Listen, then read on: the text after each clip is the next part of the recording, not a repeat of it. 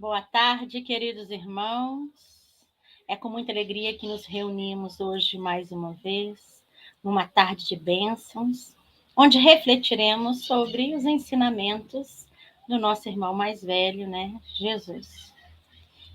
Hoje quem vai falar para a gente é a nossa irmã Luciana Barbosa, trabalhadora da nossa casa, com o tema "E ele disse, vem". Então, daqui a pouco eu vou chamar ela para que ela nos passe aí essa reflexão, para que a gente reflita junto, né? E que a gente possa abrir os olhos da alma para absorver ao máximo os ensinamentos dessa tarde. Então, meus queridos irmãos, sejam todos bem-vindos. E para iniciarmos, vamos fazer a nossa leitura, para que a gente se harmonize com esse ambiente, né? Que já está sendo preparado para a gente há bastante tempo. E o tema que eu escolhi, né, o livro, é do Caminho, Verdade e Vida, tá? Capítulo 40, né? Esse livro é do Chico, a psicografia do Chico pelo Espírito Emmanuel, o título Tempo de Confiança.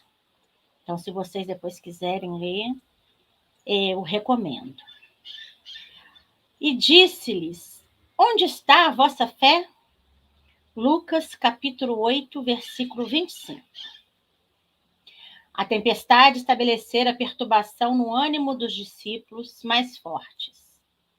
Desorientados ante a fúria dos elementos, socorrem-se de Jesus em altos brados. Atende-os o mestre, mas pergunta depois: onde está a vossa fé? O quadro sugere ponderações de vasto alcance. A interrogação de Jesus indica claramente a necessidade de manutenção da confiança quando tudo parece obscuro e perdido. Em tais circunstâncias, surge a ocasião da fé, no tempo que lhe é próprio.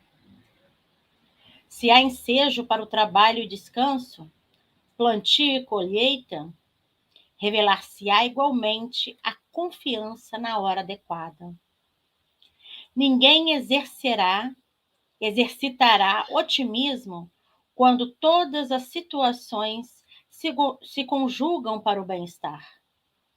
É difícil demonstrar-se amizade nos momentos felizes. Aguardem os discípulos, naturalmente, oportunidades de luta maior, em que necessitarão aplicar mais extensa e intensivamente os ensinos do Senhor. Sem isso, seria impossível aferir valores. Na atualidade dolorosa, inúmeros companheiros invocam a cooperação direta do Cristo. E o socorro vem sempre, porque é infinita a misericórdia celestial. Mas, vencida a dificuldade, esperem a indagação. Onde está a vossa fé? E outros obstáculos sobrevirão, até que o discípulo aprenda a dominar-se e educar-se e a vencer serenamente com as lições recebidas. Então, meus irmãos, vamos nos colocar aí numa posição confortável. Vamos elevar os nossos pensamentos e os nossos sentimentos ao mais alto. Nos deixar envolver por todas as vibrações que estão nesse ambiente de paz, harmonia, amor. Que os nossos corações se abram, que sejam receptivos aos ensinamentos do Mestre Jesus e que possamos colocá-los na nossa caminhada evolutiva, pois Ele nos trouxe o caminho. Agora temos que segui-lo. Que nesse momento, envoltos por estas bênçãos, possamos compartilhá-las com os nossos irmãos do nosso orbe terrestre, encarnados e desencarnados, envolvendo a todos, todos os corações. Corações que estão tristes, corações que estão perdidos, corações que estão endurecidos. Que eles possam sentir esse amor infinito do nosso Pai, que nos enviou o nosso irmão Jesus, personificou o seu amor na terra, com este mestre que nos direciona para o bem.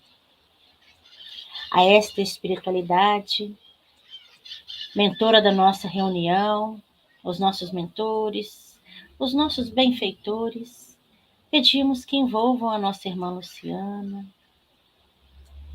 nesse clima agradável, de paz, de luz, para que ela possa nos passar todo esse conteúdo, toda essa reflexão que nos trouxe. Mais uma vez, Senhor, gratidão por este momento, gratidão pelos companheiros que estão conosco neste momento e outros que virão mais tarde. Que todos possam absorver não só os ensinamentos, mas os fluidos que são emanados dele. Que assim seja, graças a Deus.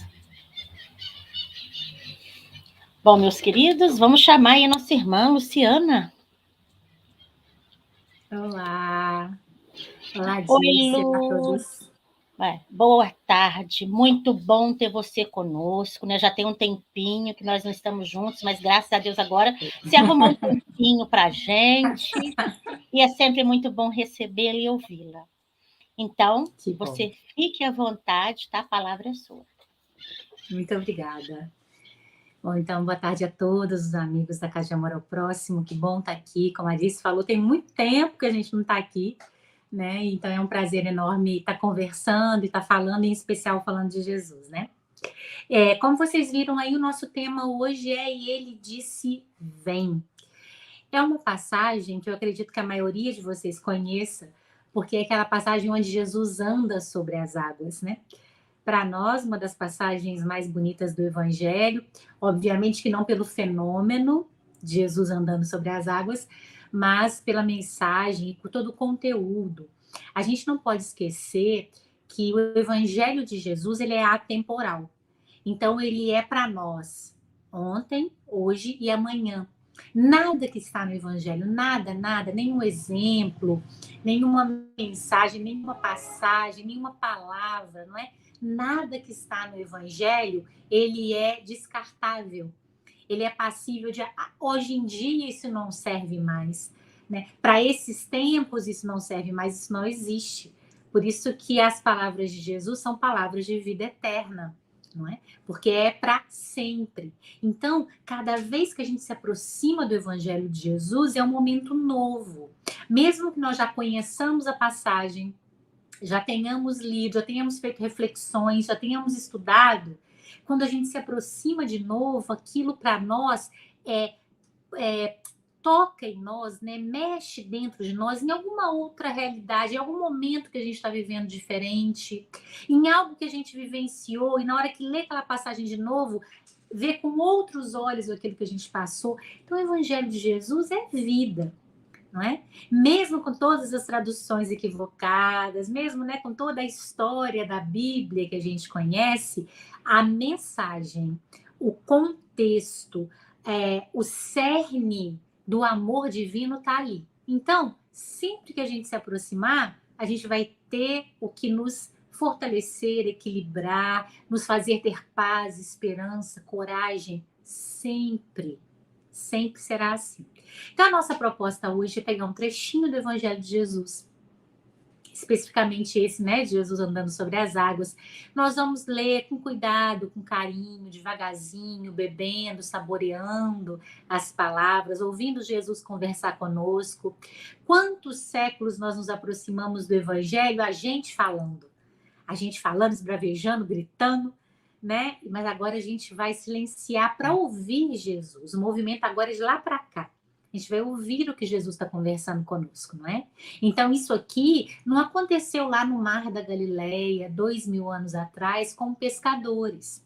Isso aqui acontece hoje, 2022, dentro dos nossos corações. E é por isso que Jesus é sempre atual. Ele está sempre conversando conosco, né? A passagem diz assim, a passagem está lá em Mateus, capítulo 14, versículos 22 e 23, são 2 versículos. A gente vai falar aqui, pessoal, por cerca de 1 hora, de apenas 2 versículos. Não vamos absolutamente falar tudo, porque o Evangelho de Jesus tem essa característica, a gente se aproxima dele, quando se aproxima de novo a gente vê um negócio mais profundo, e quando não é, a gente vai fazendo assim. Mas nesses pequenos momentos que a gente vai ter, a gente vai tentar saborear esse trechinho que aparentemente é pequeno, mas que tem tanta informação, então a gente vai mergulhar, né? Bom, começa a passagem assim. Logo em seguida, assim que começa a passagem. Então, uma característica de quando a gente está lendo o Evangelho de Jesus, contextualizar. A gente precisa entender o que aconteceu antes e o que acontece depois. Se a gente tira o versículo do contexto, ou uma frase do Evangelho de contexto, a gente perde o significado geral daquela passagem. Então, o evangelista começa dizendo assim, logo em seguida, então eu que estou lendo preciso saber o que aconteceu antes, para entender o que acontece em seguida. O que aconteceu antes, quando a gente vai ao Evangelho de Mateus? O que estava acontecendo antes dessa passagem? Antes dessa passagem é a multiplicação de pães e peixes, que acredito que a maioria de nós também conheçamos, né? Então Jesus soube da morte de João Batista, soube do assassinato de João Batista, atravessa o mar da Galileia, o lago de Genezaré, o mar de Tiberíades, vários nomes para a mesma região geográfica, entra no barco com os seus discípulos e atravessa o lago para outra margem para orar. Jesus fica sabendo do assassinato e atravessa a margem para orar, para um lugar mais calmo. Mas quando ele atravessa a margem e chega do outro lado, já tinha uma turba esperando Jesus. Já tinha uma multidão esperando Jesus. Porque, meus amigos, a gente não faz ideia de como deveria ser, não é? Pessoas famintas, doentes, cansadas, entristecidas, obsediadas. Aquele grupo de pessoas em transtorno, em desequilíbrio, correndo, né, em direção de Jesus, pedindo socorro, alívio, consolo. Então, quando ele chegou lá do outro lado, já tinha uma multidão. Jesus sobe o monte, apazigua aqueles corações espiritualmente, conversa, fala, né, aquieta, calma, todos vão se acalmando, serenando com as palavras, mas vai chegar na hora do almoço, não tem o que se comer. Os discípulos então falam, Senhor, manda esse pessoal embora, porque a gente só tem aqui alguns pães e alguns peixes. Jesus toma os pães e peixes, multiplica, né, e alimenta materialmente aquelas criaturas, então estão todos saciados, espiritual, materialmente. Então, essa é a passagem anterior. Aí vem a passagem que a gente está conversando agora. Logo em seguida, a esse momento, compeliu os discípulos a entrar no barco e ir adiante dele para o outro lado, até que despedisse as turbas.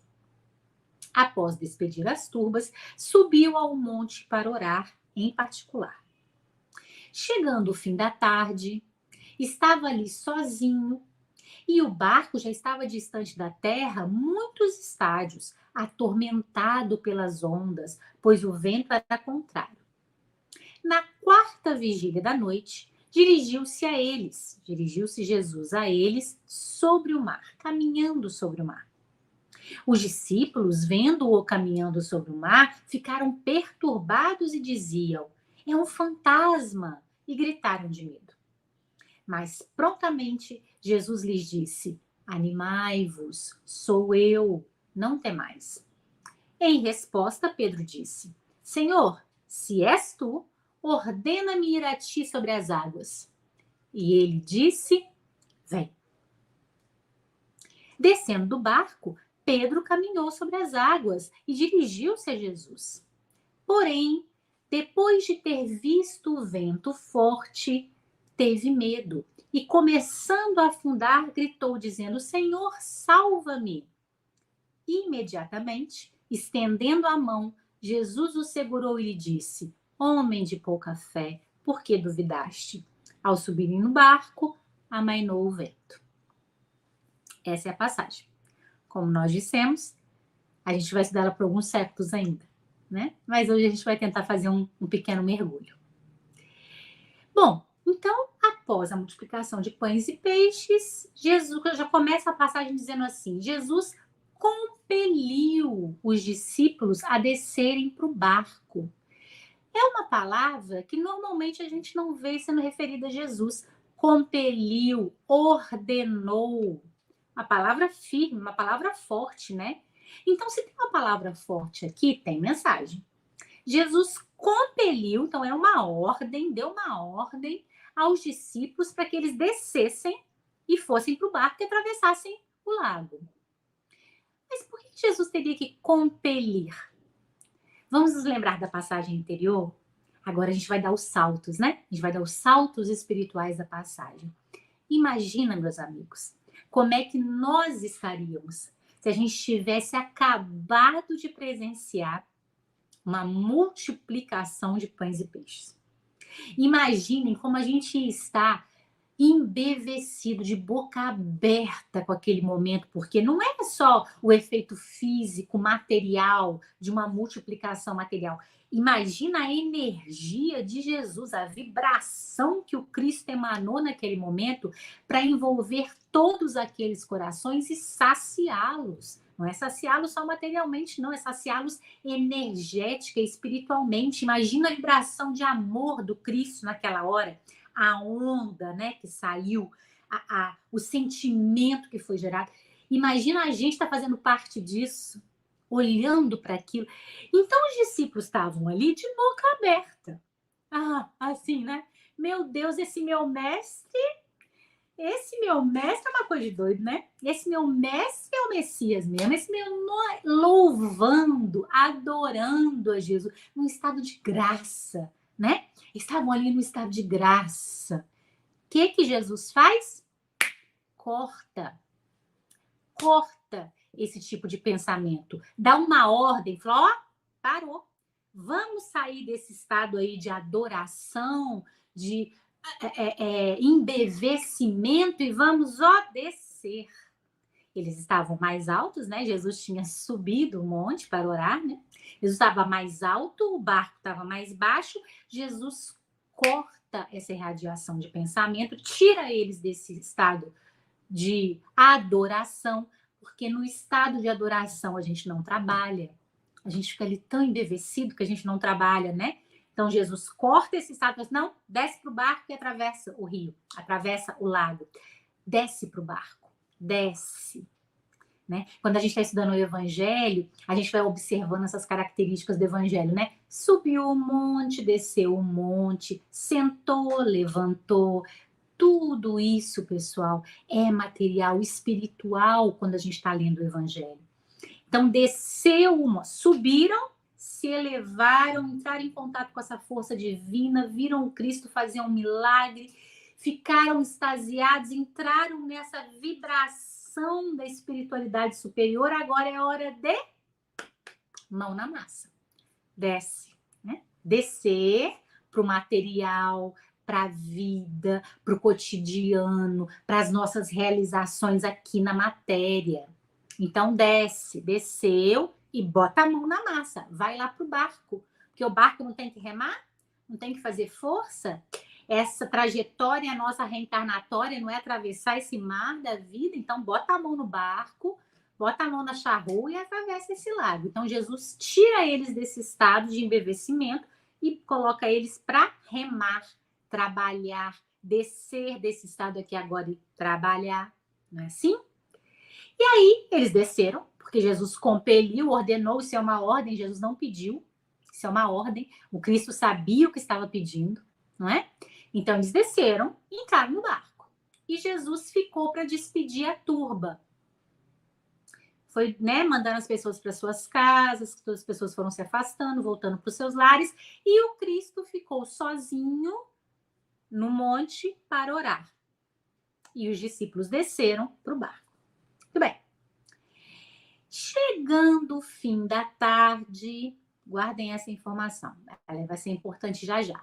Chegando o fim da tarde, o barco estava sozinho, distante da terra. Muitos estádios. Estádios é uma convenção de distância, né? Mais ou menos alguns quilômetros, mais ou menos cerca de 10 quilômetros cada estádio, né? Então, o barco já estava distante da terra alguns quilômetros. Porém, atormentado pelas ondas. E se vocês forem verificar, pessoal, nas várias traduções, vocês vão ver que sempre tem uma palavrinha assim, atormentado, desorientado, alquebrantado.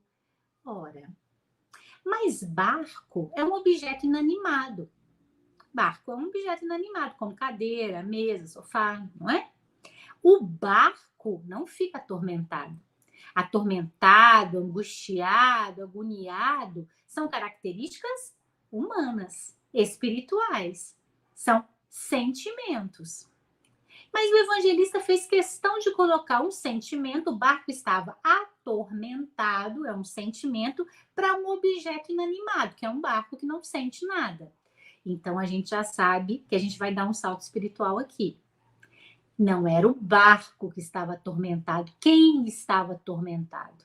Os espíritos que ali estavam, não é? Os corações que estavam remando aquele barco começaram a se atormentar, a se angustiar, a se desesperar. Os corações que ali estavam, não o barco. Então a gente está vendo que quando Cristo pede para eles descerem, entrarem no barco, a proposta é uma proposta muito mais profunda. A proposta é: vão vocês para aquele mar, para aquele barco, para aquela situação que a atormenta, que provoca o coração de vocês, que faz com que vocês se mobilizem. E cada um de nós tem a nossa, ou as nossas. Não é assim? Então a proposta é: sai desse estado aqui de embevecimento e agora vamos botar a mão na massa das nossas dificuldades, das nossas provas, das necessidades pelas quais ainda precisamos passar. Então, o atormentado é quando os discípulos entram no barco subjetivamente, objetivamente eles entraram, mas subjetivamente no salto espiritual é entrar no momento de entrar em contato com as suas necessidades, provas e dificuldades. Então, eles se atormentaram, não é assim? Eles se atormentaram pelas ondas. E aí, quando a gente vai fazer as interpretações, né, no Evangelho e vai vendo, cada vez que se usa a palavra água no Evangelho, não é? Água, mar, rio, a gente está se referindo, né, os estudiosos trazem para nós que está se referindo de uma forma espiritual aos sentimentos. Então, essas ondas do mar, essas ondas, né, são esses sentimentos revoltos. São esses sentimentos atormentados, que estão voltando para dentro do barco, né? Que está vindo em nossa direção. O barco estava atormentado pelas ondas. E os discípulos que ali estavam começaram a vivenciar esse processo de medo, angústia, que é, meus amigos, o que nós estamos vivendo já há alguns anos, não é assim? Essa proposta de nós vivenciarmos esses momentos do planeta Terra são propostas de construção interna. Muitas ondas têm vindo em nossa direção, não é verdade? Muitas ondas. Ondas que nós nem imaginávamos mais ter de passar por elas. Em coletividade, o coletivo tem passado por dificuldades que a gente fala: meu Deus, mas há tanto tempo isso está até erradicado. Há tanto tempo a gente nem ouvia mais falar disso. Isso nem era mais uma realidade para a humanidade, como no campo individual. Então, essas ondas elas têm sido fortes no coletivo, porque o coletivo é feito das almas que o compõem, e nos nossos corações, não é? Então, o barco, ou seja, a criatura, os corações estavam atormentados por essas ondas dos nossos sentimentos, das nossas emoções, que vinham contrário, né? Na quarta vigília da noite, na quarta vigília da noite. Em algumas traduções, está na hora mais escura da noite, na hora mais escura, mais difícil da noite. Na nossa tradução está aqui na quarta vigília da noite. É importante a gente entender o que é isso de quarta vigília ou a hora mais escura, né? Vamos nos lembrar como o povo hebreu fazia e faz ainda, né? A divisão das horas e do tempo. Daí a importância de quando a gente se aproxima do Evangelho de Jesus, se aproximar com os olhos e tentar entender a cultura de quem está escrevendo isso aqui, né? Para a gente não faz sentido quarta vigília da noite, nem sabe o que é uma quarta vigília da noite. Mas o povo hebreu dividia, então, esse horário, né, da noite em 4 vigílias, 4 momentos de 3 horas. Né? As 12 horas da noite eram divididas em 4 momentos de 3 horas cada uma. A primeira vigília, então, de 6 da tarde, de 18 horas às 9 horas da noite. 18 horas, né, para eles é quando o sol se põe. Não é? Então, convencionou-se 18 horas, mas quando o sol se põe, quando acaba a luz solar, né? Então, de 18 às 9, a primeira vigília, de 18 às 21, a primeira vigília, de 21 à meia-noite, a segunda vigília, de meia-noite às 3 da manhã, a terceira vigília, e de 3 da manhã às 6 da manhã, a quarta vigília. Então, o que o evangelista falou? Jesus chegou na quarta vigília. Jesus chegou entre 3 e 6 da manhã. A hora mais escura. Não é assim? A hora mais escura da madrugada. Não é a que antecede o raiar do sol? A hora mais escura da noite. Mas o evangelista nos deu outra informação lá em cima. Ele falou assim: ao cair da tarde, Jesus ordenou aos discípulos que fossem para o barco. A gente agora já sabe que ao cair da tarde, para eles é 18 horas. Ao cair da tarde, ou seja, quando a luz se põe, quando a luz solar se põe, começa a primeira vigília. Então, o que o evangelista falou? Que os remadores, quem estava no barco, está remando desde as 18 horas. E Jesus chegou entre 3 e 6 da manhã. Que informação é essa, meus amigos? Que eles estavam remando há muito tempo. Porque não dá para remar por 12 horas esse lago, que ele não é extenso dessa maneira, não é? Não se cobre o lago em 12 horas, em muito menos. Então, o que o evangelista está dizendo para nós? Essas ondas, esse barco atormentado, essa dificuldade já está, há muito tempo. Então, os discípulos estão dando 2 remadas para frente, o vento, as ondas estão empurrando 3 para trás. 2 para frente, 3 para trás. 2 para frente, 3 para trás.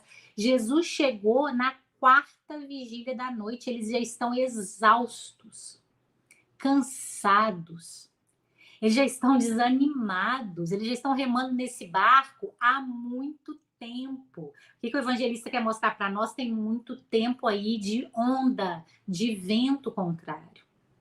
Mas, Luciana, qual que é a importância, né, específica, espiritual das 4 vigílias? E isso que é o bacana a gente ver. Vamos dar o salto espiritual dessas vigílias, né? Bom, tá bem. Então são 4 vigílias de 3 horas, formando 12 horas é a noite. Mas espiritualmente isso quer dizer o quê? A primeira vigília, então, das 18 às 21, que momento é esse?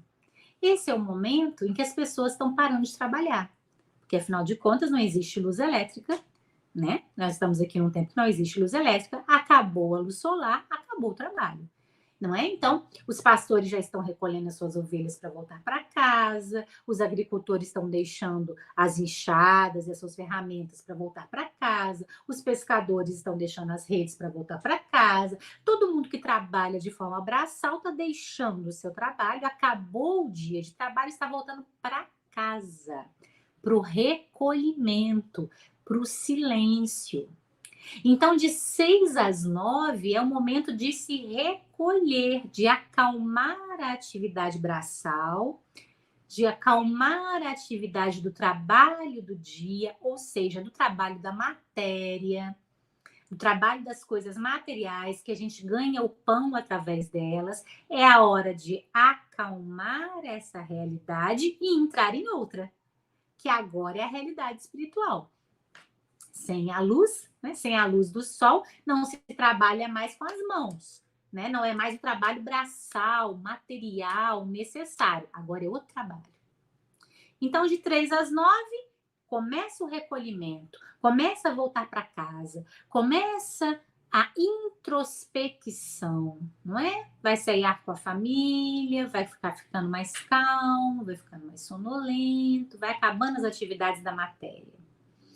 De 9 à meia-noite, é o primeiro momento do sono, não é? É aquele primeiro momento, então as pessoas já estão recolhidas a ponto de irem descansar.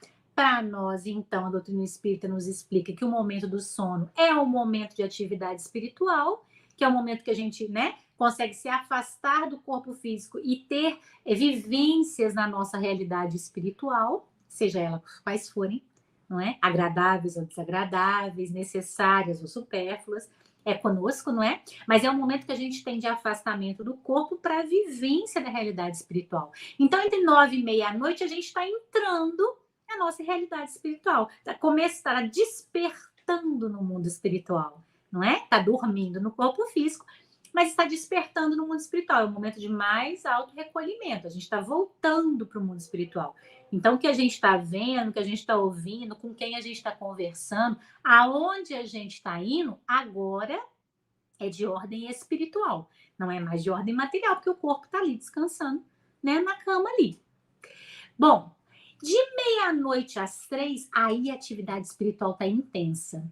Quem gosta de ler aí, né, os livros do André Luiz, Manuel Flamengo de Miranda, seja qual livro, né, vocês gostam de ler, vai se lembrar que a maioria das atividades no mundo espiritual começam de madrugada. Não é assim? A gente vê um mentor falando, estamos marcando uma palestra no centro tal a 1 da manhã, né?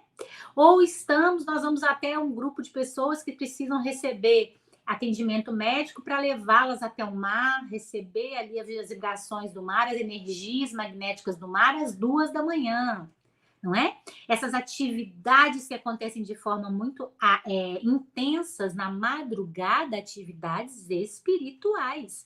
É o momento em que o corpo está parado, mas espiritualmente a gente está muito ativo. E de 3 às 6 da manhã é o momento que a gente vai vir voltando para o corpo. A gente está completamente na vivência espiritual e está começando a voltar para a nossa vivência material, para a nossa realidade material. Jesus chega nessa hora. Jesus esperou que a gente acerenasse as atividades materiais. Jesus esperou que a gente começasse um processo de auto-introspecção, de silêncio exterior, para entrarmos interiormente. Jesus aguardou que a gente entrasse mais profundamente na nossa realidade espiritual, para então ele chegar. Claro que ele nunca deixou de estar ali. Não se trata de Jesus estar fazendo um teste conosco, não é isso. Ele nunca deixou de estar ali. Esta passagem tem uma significação, não é? Quer mostrar para nós esse momento da chegada. Esse momento, ele está aguardando, não é para ver se a gente consegue remar, né? Ele está aguardando a nossa descoberta interna, porque as ondas, pessoal, essa onda, esse mar revolto, esse mar interno das emoções e dos sentimentos é nosso. Quando a gente está num barco que está sofrendo essas ondas, a gente está entrando em contato com realidades espirituais, não são materiais. Então, Cristo chega no momento em que a gente está mais vivenciando isso profundamente, na 4ª vigília da noite.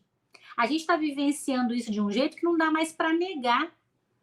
Estamos sofrendo, estamos com dificuldade, passando por questões que não dá mais para negar a nossa realidade espiritual.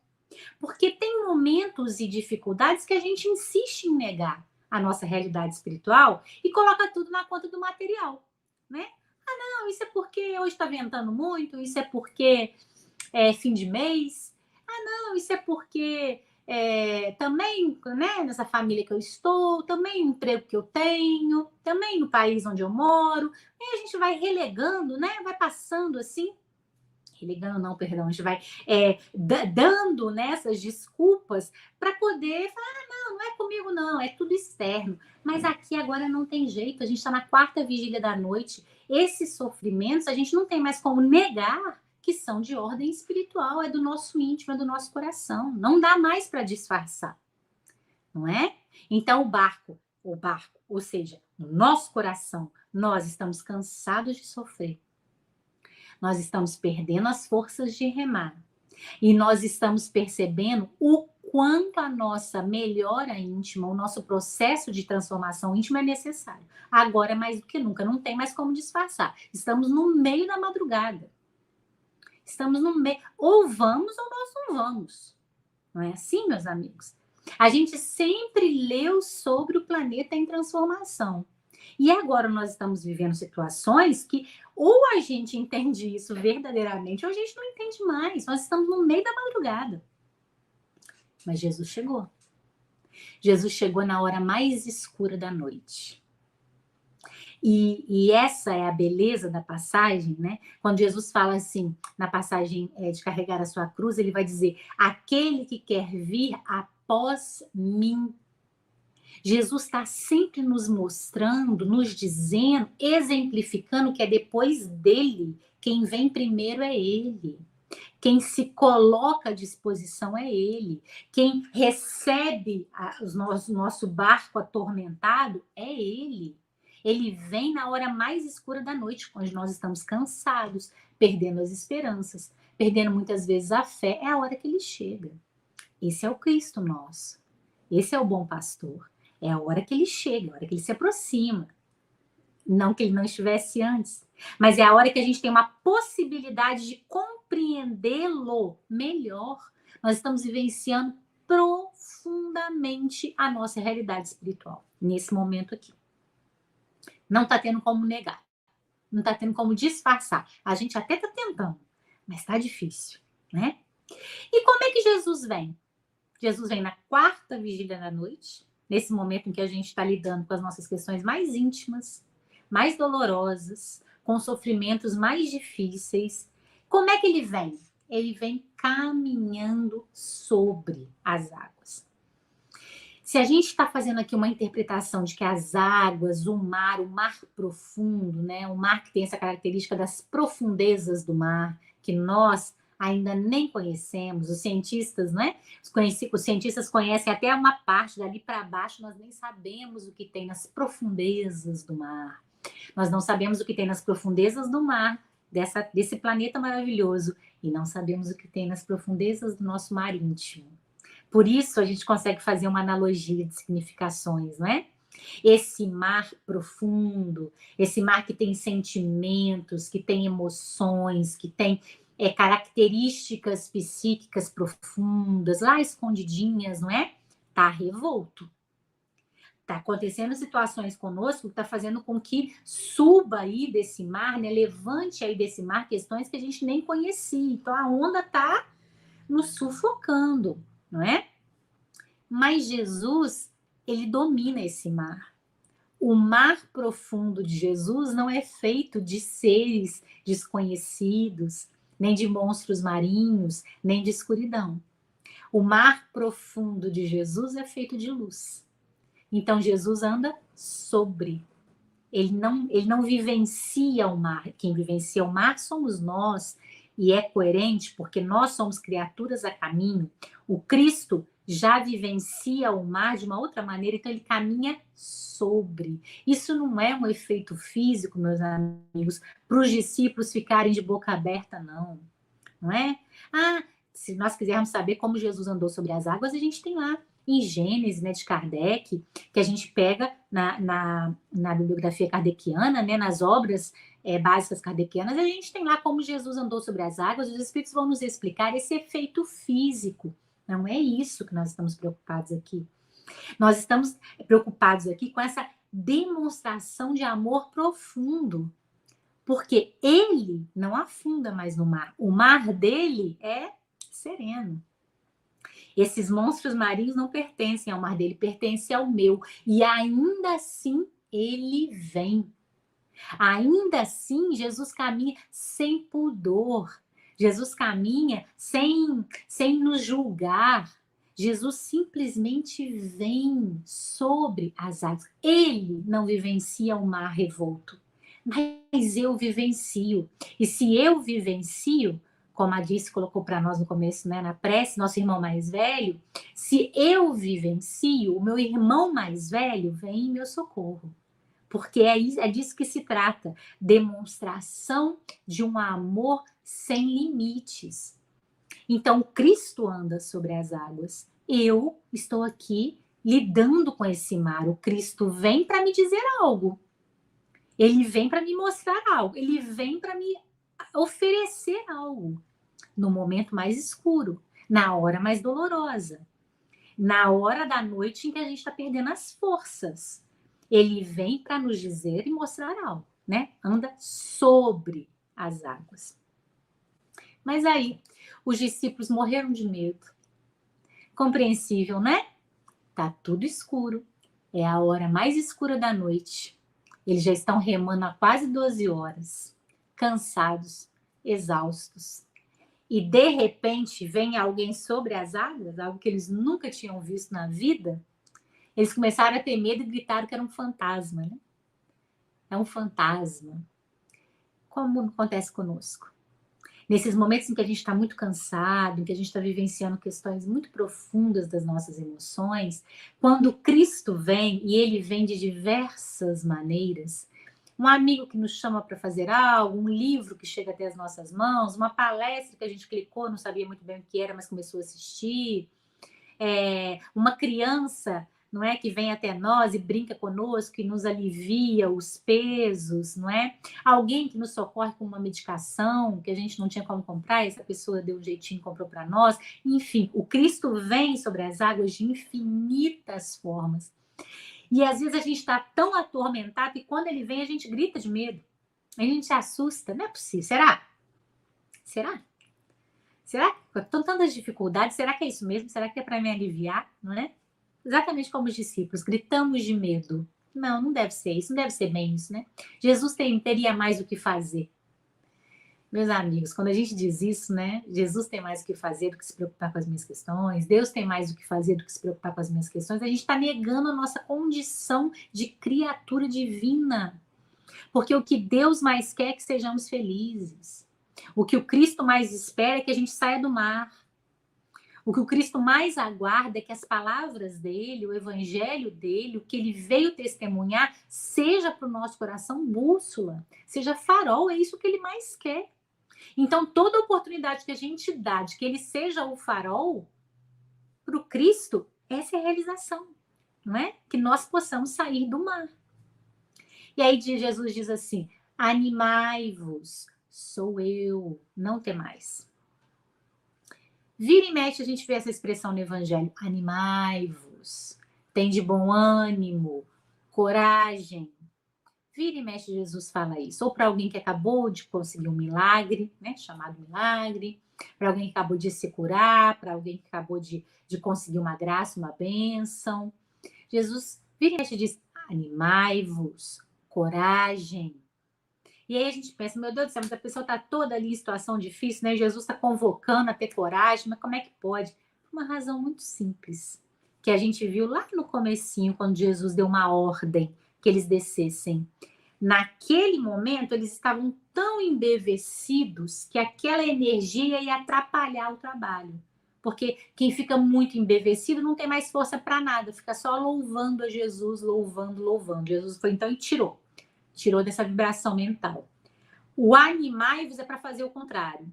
Animai-vos, força, coragem, não é Jesus negando que a situação está difícil, porque afinal de contas ele está indo em cima de um mar, na hora mais escura da noite, num barco cansado e cheio de onda, cheio de água. Então é claro que Jesus dizer animai-vos não é Jesus negando que está difícil a beça. O animai-vos é entra na vibração, porque Deus, nosso Pai de amor e bondade, é só amor e bondade. O animai-vos, coragem, força, é entra na vibração divina, sai desse estado, não é, de profundidade desse mar e entra na vibração divina. Então Jesus está sempre convocando entra na vibração de Deus, nosso Pai, porque isso te alimenta, isso te fortalece, isso tira você desse mar revolto. Animai-vos. Então, uma hora ele pediu para descer, agora ele pede para subir. Agora é hora de subir. Não é? Esses discípulos que estão cansados eram os mesmos que algumas horas atrás dariam a vida por Jesus, acreditando profundamente nele, porque ele tinha acabado de fazer uma multiplicação de pães e peixes. 12 horas depois, claro que não é cronológico assim, mas a intenção do apóstolo é dizer isso, né? Alguns momentos depois, o mesmo discípulo que estava lá embevecido já está com medo, já está cansado, já está achando que Jesus é um fantasma. Percebe? Então Jesus falou: aqui não dá para ficar, você tem que trabalhar. Aqui também não dá. Você precisa elevar-se à condição de criatura divina, né? E aí, só o evangelista Mateus coloca o Pedro agora nessa história. Eu tenho para mim que o Mateus colocou o Pedro aqui agora só para simbolizar a gente, sabe? Porque os outros evangelistas não colocam o Pedro aqui agora não, mas o Mateus colocou. O Mateus disse que o Pedro, e tinha que ser o Pedro, né? Que é aquele que é mais bravo, que é mais danado. O Pedro vai falar: Senhor, se és tu, lá vem o Pedro com a sua dúvida, se és tu, me manda ir até o Senhor sobre as águas. E ele disse: vem. Meus amigos, que coisa maravilhosa, né?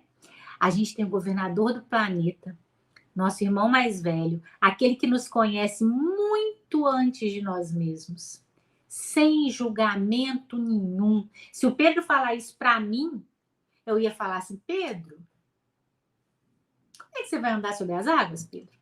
Você é limitado, você é criatura, você é imperfeito. Menos, né, Pedro? Vamos, pede outra coisa aí mais fácil. Mas não sou eu, né? É Jesus. Jesus não fala nada ao Pedro. Jesus não diz da condição de criatura do Pedro, não diz da condição evolutiva do Pedro, não diz nada. Jesus diz: vem. E é isso, meus amigos. Quando Cristo vem em nossa direção, ele só diz isso: vem.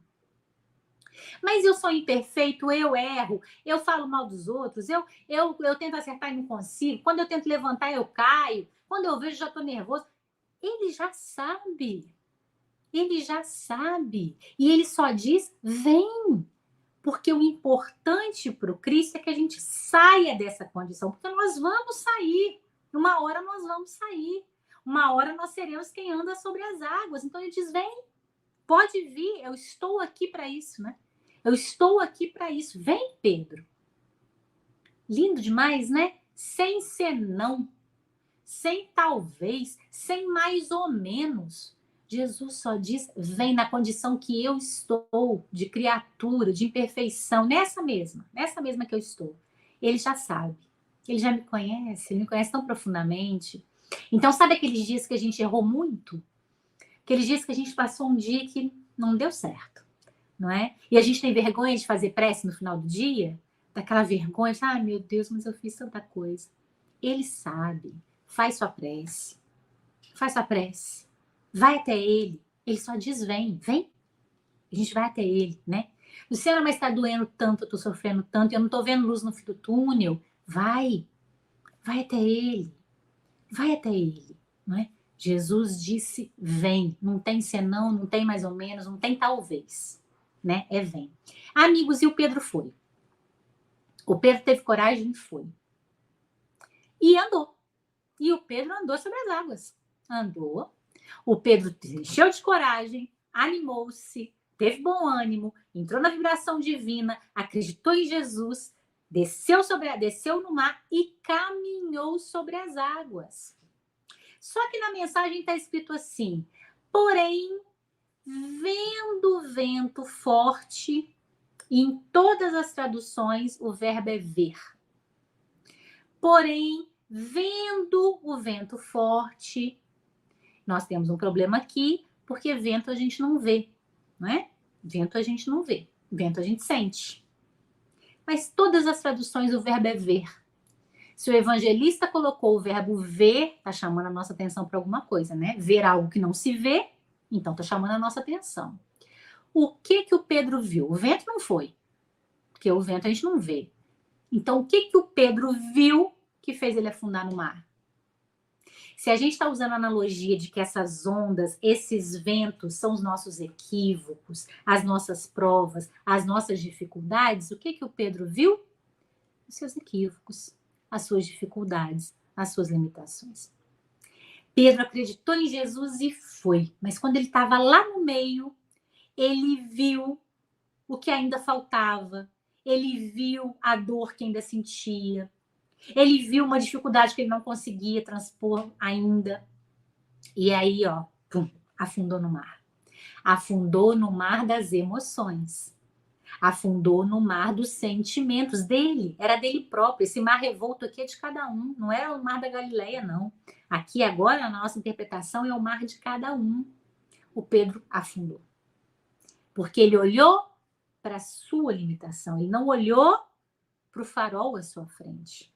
Quando Jesus fala vem, ele não está descartando a nossa limitação. Ele conhece o vento, ele sabe muito bem do vento, mas ele não duvida que a gente, com ele, que a gente na sua direção, que a gente indo até ele, a gente consegue. Ele não duvida disso, porque ele é o caminho, verdade e vida. Então ele pode dizer vem, ele sabe que com ele a gente vai. Mas aí o Pedro parou de olhar para ele e olhou para si. Quando ele olhou para si, ele teve medo. Ele entrou no processo do medo e afundou no mar. E aí pediu, Jesus me acode. Imediatamente, né? Na tradução está aqui. Imediatamente Jesus puxou Pedro do mar. Para nós, uma das figuras, né? Os quadros, os desenhos que tem nessa passagem, que é Jesus puxando Pedro do mar pela mão. Para nós, belíssima, né? Porque esse é o nosso processo evolutivo.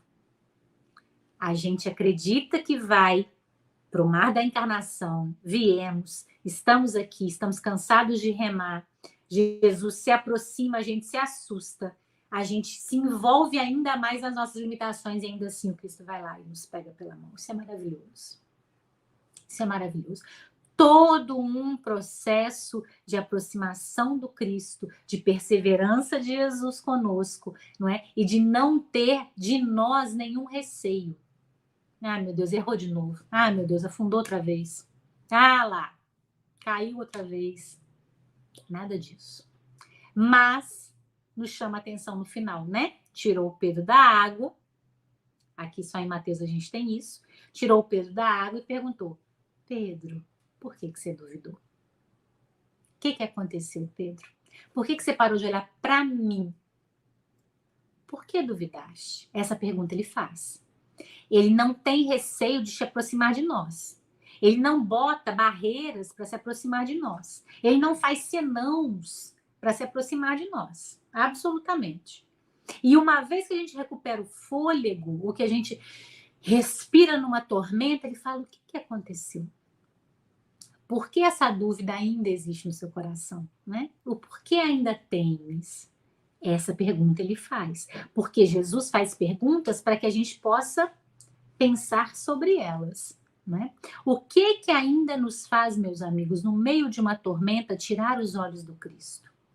O que dentro de nós grita mais alto, fala mais alto, se interpõe, parece-nos maior? O quê? O que em nós? O que em nós faz com que a gente, quando vê uma situação de grande violência, de grande absurdo, de grande injustiça, o que faz que aquela situação fique maior do que o farol à nossa frente? Essa é a pergunta de Jesus. Por que você parou de olhar para mim? Por que você olhou para o mar? Por que você olhou para as ondas? Essa é a pergunta, não é? Então, quanto mais a gente consegue responder essa pergunta, né? Essa onda está muito forte, essa realidade material está me parecendo muito maior, né? A experiência que eu estou tendo está me parecendo muito maior. Quando eu consigo responder a essa pergunta, eu paro de olhar para essa realidade, porque então eu me conscientizo que ela nunca será maior do que o exemplo, do que o farol, nunca, nunca a realidade será maior do que o farol. Não há essa possibilidade, meus amigos. Não há essa possibilidade, não é? O Cristo, os seus trabalhadores, os seus emissários, o amor e o bem sempre serão maiores que qualquer injustiça, negatividade que a gente possa estar vivenciando. Porque injustiça, negatividade, o mal, a dificuldade e a dor, elas são exceções. Isso é desconhecimento da lei. Isso é afastamento da lei. Isso é não compreensão da lei. A lei é uma e única para todo o universo. Tudo que é contrário à lei não é real no sentido de não existe para sempre. Não tem como existir para sempre. Não tem como existir para sempre o que não é. O que não é, um dia será. Então vai deixar de existir. É isso que Jesus está nos convocando, né? Olha para o farol. O Cristo andou sobre as águas por nós, veio por cima das águas por nós. Mas, Luciana, tem certeza? Porque o que eu tenho visto aí na televisão, né, nos últimos momentos, tenho sim. E não é porque eu tirei da minha cachola, não. É porque o Cristo passou todo o tempo do Evangelho nos dizendo a mesma coisa. A mesma coisa. Tudo que ele fez. Curou os cegos, os paralíticos, conversou com os senhores da lei, mostrou a realidade da justiça divina, livrou a mulher de ser apedrejada. Tudo que o Cristo fez foi para dizer a mesma coisa. A mesma coisa. Tudo isso aqui é equívoco. A lei é uma. E essa lei, meus irmãos, esse amor é que é o mais profundo de nós. Esse mar, essas profundezas desse mar, cada vez serão mais claras, porque o mais profundo de mim é Deus. A minha essência divina. O que ainda obscurece esse mar, o que ainda transtorna esse mar, são algumas escolhas que eu faço, são as minhas limitações, é a forma como eu ainda vejo a vida, mas isso vai clarear, porque essa é a minha essência. A minha essência é divina. Então, Cristo vem me dizendo isso ao longo de todo o Evangelho. É por isso, meus amigos, que nós trouxemos essa passagem hoje, e ele disse: vem. Ele vem, não é? Luciana, mas tem os meus esforços para ir até ele. Claro, mas primeiro, ele vem. E é isso que a gente precisa ter em mente, não é? Quem vem primeiro é ele, quem dá a mão primeiro é ele, quem está à frente é ele. Nós estamos seguindo o pastor, nós estamos seguindo esse farol de amor, até que nós nos conscientizemos de que só há essa realidade. Enquanto isso, a gente está seguindo, não é? Ele vai primeiro, nos mostra o caminho, nos dá a mão, a gente vai seguindo. E todos os esforços nessa direção nos fazem cada vez mais fortalecidos, esperançosos, criativos, nos fazem cada vez mais ser pessoas que não sofrem com esse mar, não são engolidas por esse mar. A gente consegue ficar no barco, a gente consegue remar adiante. Esses são os nossos esforços no processo da nossa encarnação. E à frente de nós vai aquele incansável pastor que nos guia, nos protege, vem até nós na hora mais escura e que está à disposição dos nossos corações sempre que a gente puder, quiser e estiver disponível para se abrir para ele. A gente agradece muito pela atenção de todos vocês que estiveram conosco nesta tarde, os que vão assistir depois, rogando a Jesus que nos fortaleça o barco, nos fortaleça a fé, para que nós nunca percamos de vista esse farol. Muito obrigada. Verdade, Lu. Muito obrigada, né? E como você disse, né? Enquanto a gente tem esse farol guiando, nada vai ser maior. Nada. A gente tem é que ter consciência disso. Não é verdade? Isso. Aqui eu te agradeço muito. Muito bom, né? Eu também gosto muito dessa passagem. Igual você falou, né? Ela nos traz muita, muita reflexão. Sim. Né? Aqui, eu vou dar uns recados. Você fica aí. Depois eu vou chamar você para fazer a prece com a gente, tá bom? Combinado. Tá joia, amor. Bom, gente, nós vamos dar os nossos recados, né? Começando aí pelo nosso diálogo fraterno. O nosso diálogo fraterno agora é presencial. como está aí no nosso post, a gente está voltando gradualmente às nossas atividades. E ele está às segundas-feiras, né, de 18 às 19 horas. É o mesmo horário de antes, sábado de 9 às 10. Só que nós pedimos a todos aqueles, né, que quiserem ir no diálogo, que cheguem mais ou menos uns 15 minutos antes do horário, porque nós vamos receber aqueles que querem fazer o diálogo e fechar o nosso portão. Então, pode ser que se alguém chegar mais tarde, não tenha ninguém para recepcionar, tá? E uso de máscara. O diálogo é feito com máscara, é um cuidado que a nossa casa está tendo. Então, quem quiser ser atendido tem que ir de máscara, tá bom? Outro recado nosso, que a gente sempre fala, é dos nossos grupos de estudo, que ainda continuam online. A gente tem, na terça-feira, às 15 horas, no grupo de estudos Emmanuel, com o livro Caminho, Verdade e Vida. Terça-feira à noite, nós temos, às 20 horas, 8 horas da noite, André Luiz, com o livro Libertação. E o nosso EAD, estudo aprofundado da doutrina espírita, terça-feira, às 8 horas também. Na quinta-feira, às 8 horas, nós temos o grupo de estudo das obras básicas. Estamos estudando o livro dos Espíritos. Na quinta-feira, também às 8 horas, nós temos aí o nosso grupo de estudos da evangelização, que fala do evangelho também, com um olhar voltado para a evangelização. Esse grupo é de 15 em 15 dias.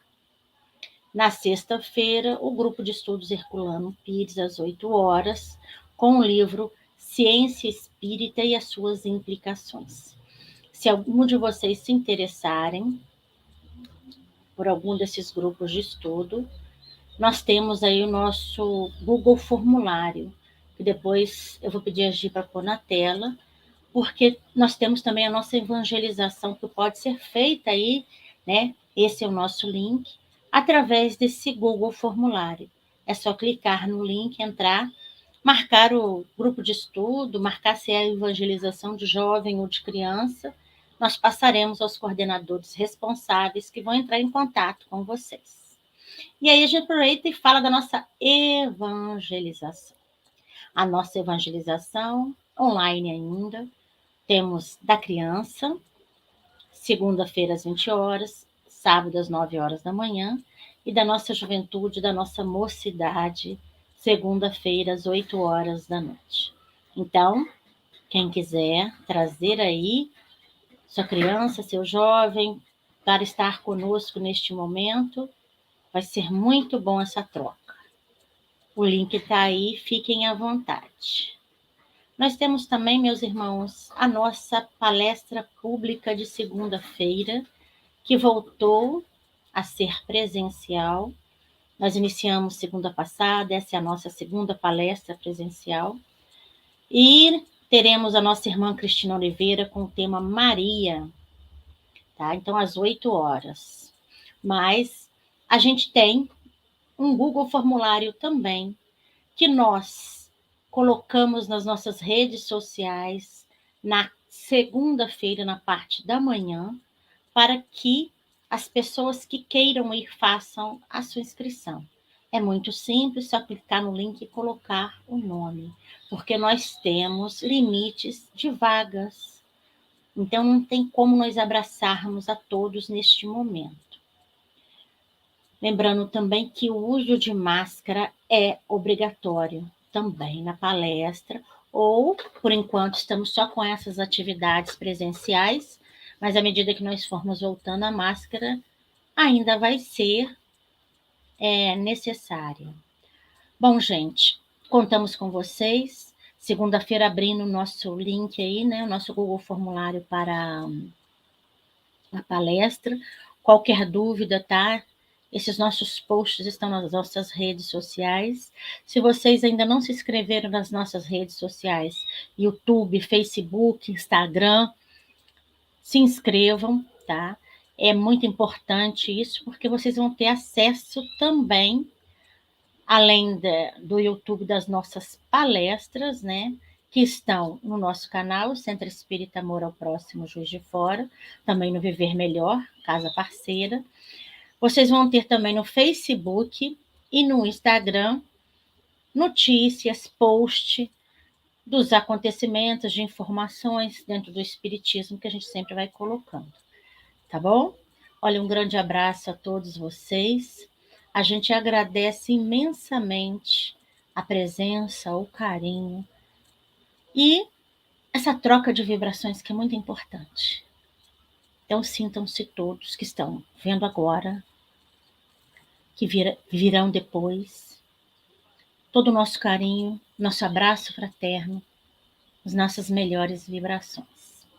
E agora, gente, eu vou chamar aí a nossa irmã Gisele para fazer aí a nossa prece final. Hoje ela que vai dar um oi, né? Oi, tudo bem, Dirce? Tudo bem, pessoal?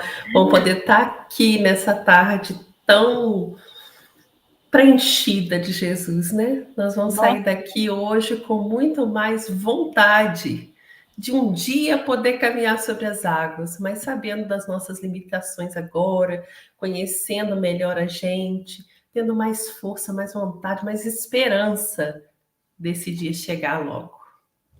Foi excelente, foi um momento assim que a gente vibrou junto com a Luciana por esses ensinos, que muitos possam acessar esses momentos, possam acessar esses conhecimentos, para também se sentirem fortalecidos, né? Isso é muito importante para a nossa caminhada na Terra, para a nossa evolução espiritual, conhecer um pouco mais profundamente os ensinos do Cristo, as propostas, os convites. A gente fica muito feliz quando consegue atingir um pouquinho mais de toda essa sabedoria que Jesus veio nos trazer, né? Verdade, concordo. E agora a gente vai fazer nossa prece final, né? Para agradecer por esses momentos, mas a Lu precisa estar aqui com a gente. A gente não pode ficar sem esse congregamento aí de pensamentos, de vibração. É muito bom vibrar uníssono pelo bem de todos, né? Verdade. Então vamos à nossa prece final. Mestre querido, nessa tarde em que revimos os seus ensinos, focamos na sua figura, imaginamos como se sentiu Pedro ao querer muito te alcançar, no meio às ondas revoltas, as dificuldades que eles encontravam naquele momento. Mas olhando para ti, mestre, se viu munido de força, de vontade, de esperança. Assim somos nós, que focamos na sua figura e vamos, mesmo sabendo que ainda temos muito a melhorar, a construir dentro de nós mesmos.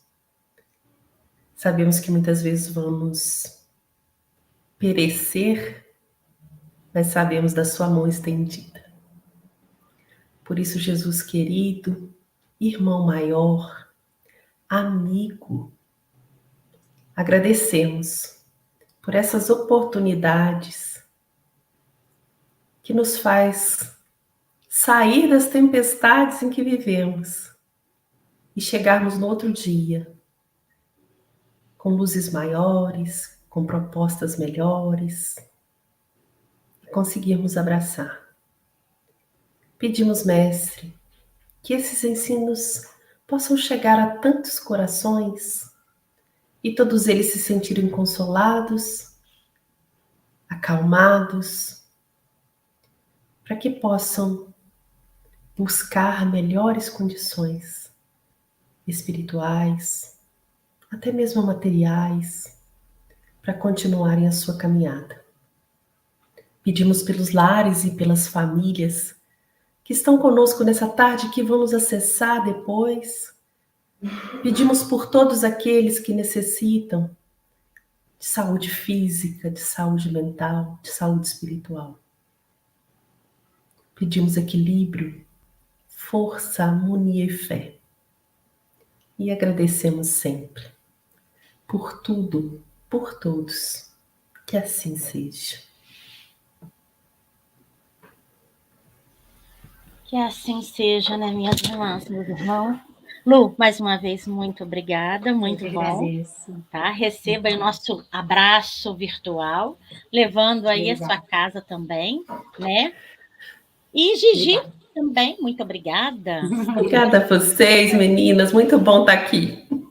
E aí, quinta-feira que vem, estaremos todos aqui de novo, né, reunidos para mais uma reflexão. Um grande abraço. Fiquem todos com Deus. Tchau. Tchau.